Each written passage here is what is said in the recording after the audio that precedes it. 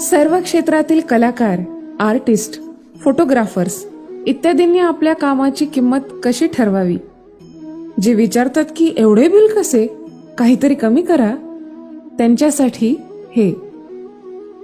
जुन्या काळातील सुप्रसिद्ध शिल्पकार नानासाहेब करमरकर यांच्याविषयी एक ऐकिवात असलेली गोष्ट आठवली.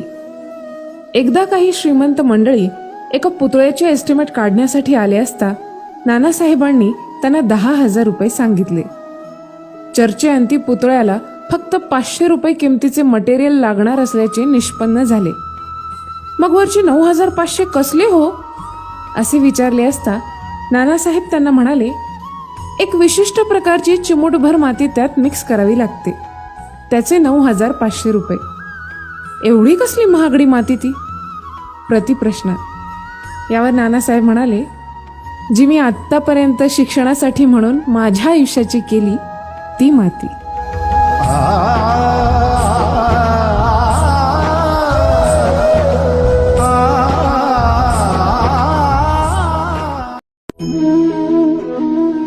सर्व क्षेत्रातील कलाकार, आर्टिस्ट, फोटोग्राफर्स इत्यादींनी आपल्या कामाची किंमत कशी ठरवावी? जे विचारतात की एवढे बिल कसे, काहीतरी कमी करा, त्यांच्यासाठी हे. जुन्या काळातील सुप्रसिद्ध शिल्पकार नानासाहेब करमरकर यांच्याविषयी एक ऐकिवात असलेली गोष्ट आठवली.